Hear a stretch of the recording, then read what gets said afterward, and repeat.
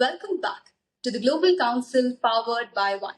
I am Subarna, and today we are talking about something every global business leader is wrestling with: talent and mobility in a borderless world.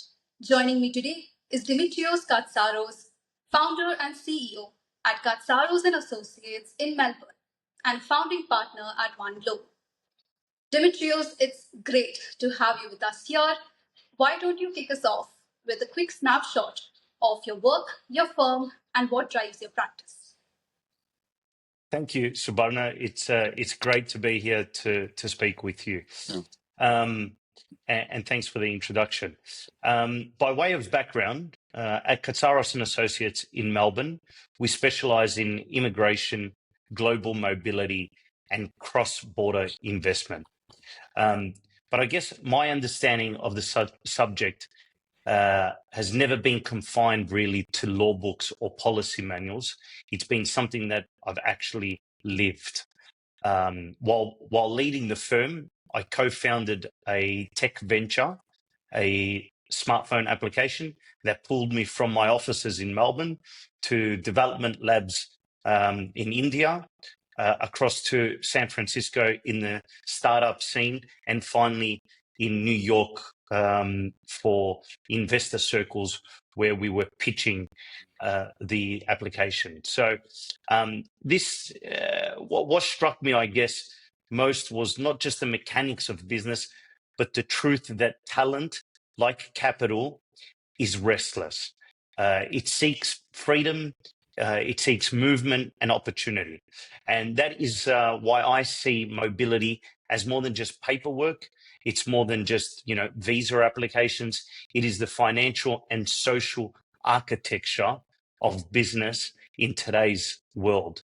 When a developer in India or a designer in California and an investor in Melbourne, for example, can collaborate seamlessly, you're actually witnessing firsthand not just commerce, but civilization knitting itself together in new ways, in new forms.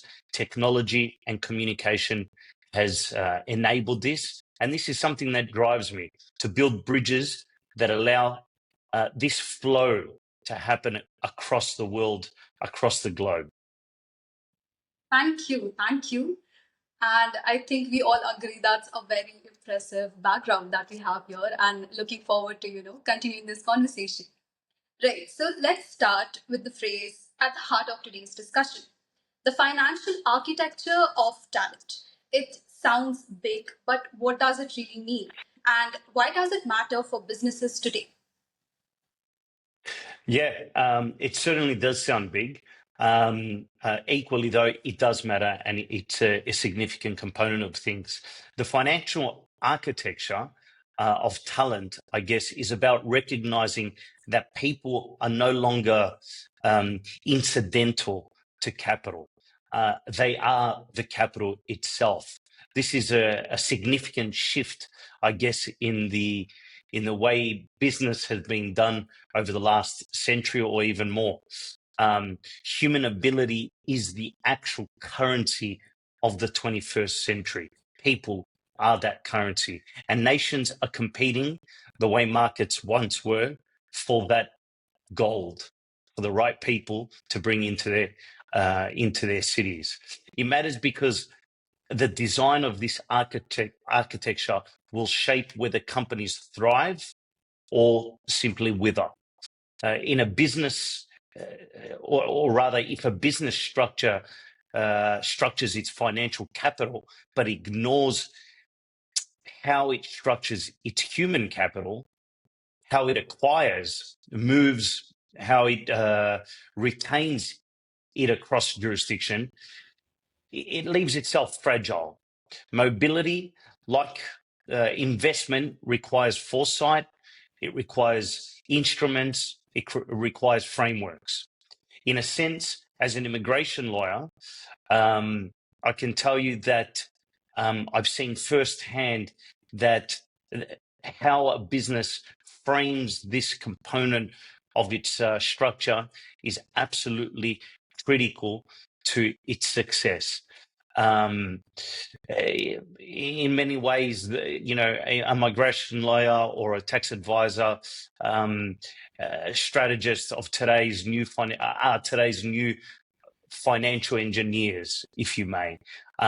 They're ensuring the flow of talent in a deliberate sense, just as much as they are the flow of money. So I hope that kind of gives a good picture of the importance of the architecture of talent from a financial perspective. Right.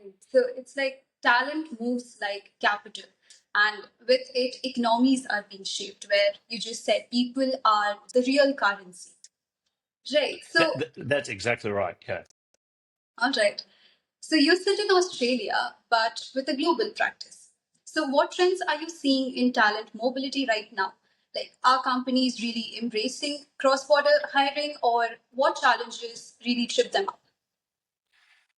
Yeah, that's an interesting point. And although often Australia feels like it may be far away from the world, it's just as close to the rest of the world as any other country, really. Um, Global trends. Well, we're living through three intersecting shifts, as I like to describe it. Firstly, hybrid work has paradoxically created more physical mobility. Remote work showed that geography can be flexible, but in practice, it has driven companies to create hubs of business, hubs of excellence, places where they can gather talent together to innovate at scale. The second is skills are now geopolitical assets. AI specialists, green energy engineers, medical researchers. These are the commodities nations are really competing for. Visa systems are being rewritten on the daily in real time, not just as immigration tools, but rather as instruments of industrial policy to attract the right talent to fill in the specific labor shortages that nations are facing.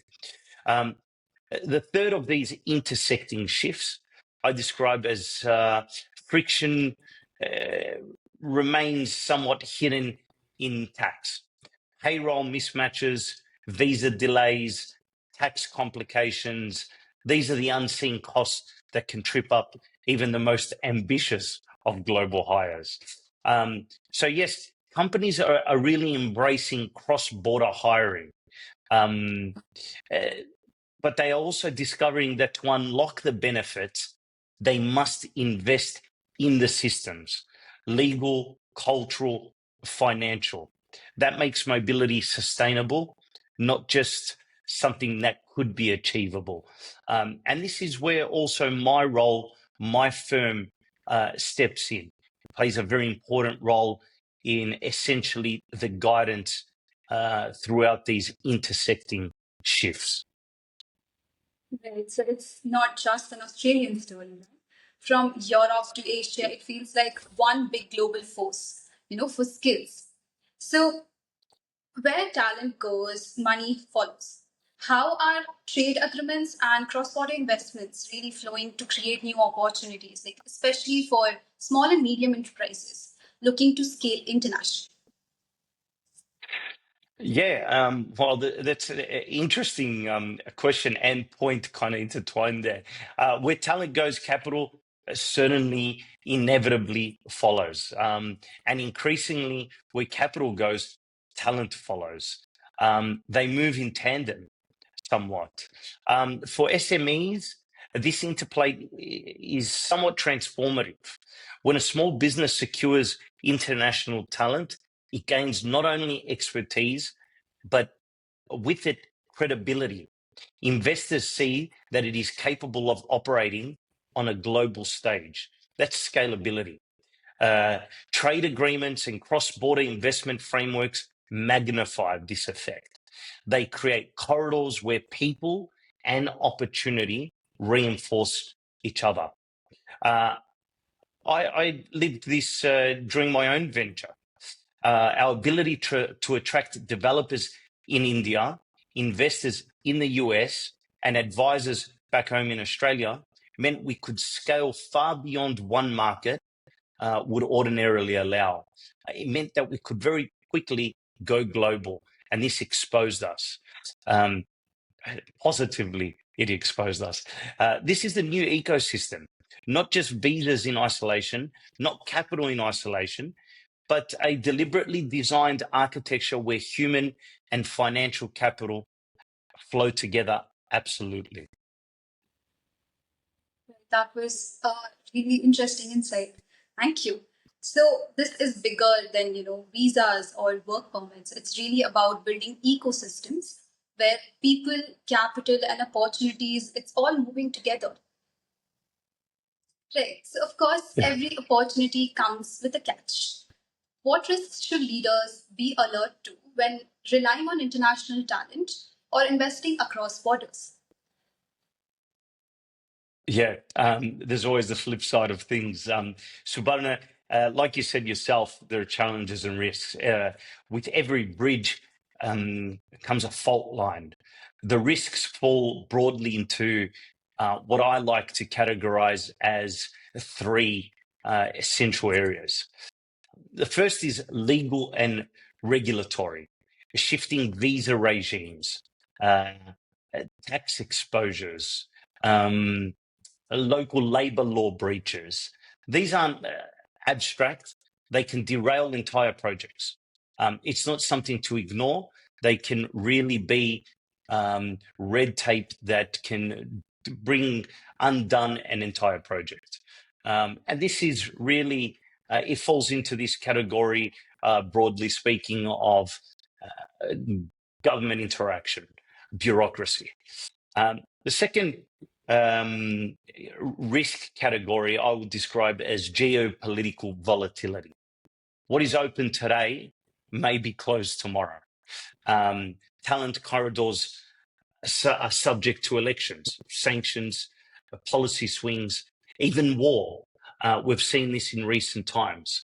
A business that may have been investing in establishing new branches in Ukraine may not have foreseen what was going to eventuate with the Russian invasion.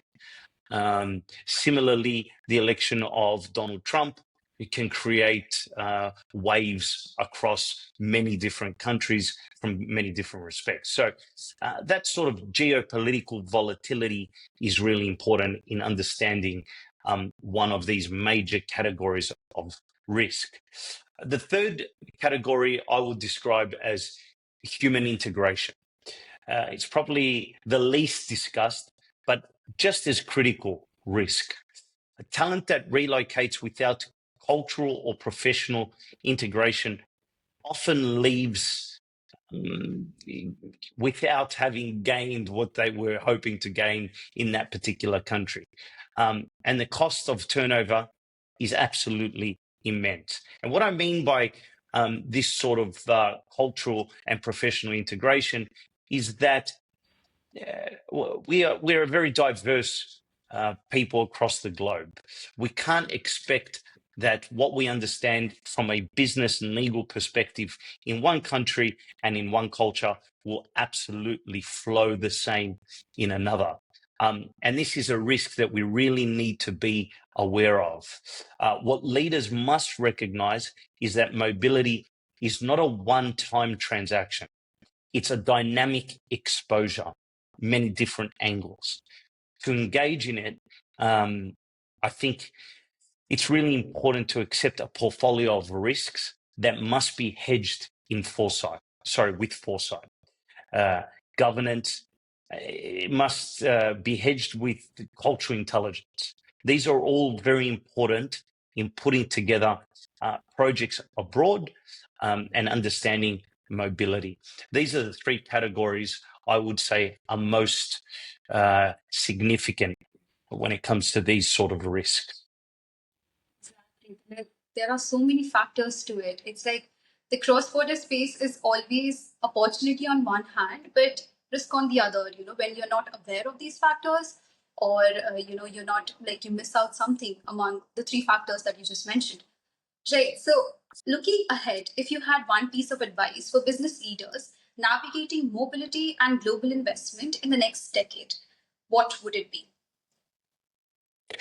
Well, that's somewhat of an easy one for me because I can tell you that this is something that I advise almost on the daily in close to all my interactions with business leaders and those people within businesses that are interacting with the mobility component of things. And my single most important piece of advice would be as thus: treat mobility not as administration, not as a visa process. Treat it with strategy. Treat it as strategy. Too many leaders see immigration as just paperwork or global hiring or another function of HR. In truth, mobility is the very infrastructure of competitiveness. Over the next decade, those who will win will be those who design for it, those who prepare for it, those who integrate legal foresight, financial planning, and cultural adaptability into their very business model. So bringing it into it. The firms that will thrive are not those who react to crisis, but those who anticipate patterns. Just as the 20th century belonged to those who mastered capital markets, the 21st century will really belong to those who master talent markets and understand mobility as an architecture in that mastery. So the most important thing, have strategy. Right. So foresight and strategy really are the new currency for leaders. Like especially the insights that you just said, where mobility. It's not just an HR work. It's a strategy that you have to design in order to look at the next decade and how your company is growing and functioning across borders. Right. Thank you, Mr. Dimitrios. That was such, it was bringing such clarity to a very complex subject that, we started off by saying. So it's been a very sharp and insightful conversation, and we are very proud to have you as a founding partner at One Global, and, really looking forward to meeting you in Barcelona as well. Thank you very much, Subarna. I'm also very proud to be a founding member also. It's been great speaking to you. I just want to close with noting that what really excites me is that we're living in a decade where global mobility is not just an exception, but it's the very foundation of business. The ability to design structures that let people and capital move together will decide which organizations prosper. For me, this is not just professional, it's really something that's personal. So it's been a pleasure to share this conversation with you, and I look forward to also seeing you in Barcelona. Thank you so much. And with that, this is the Global Council powered by One. Until next time, stay sharp, stay global.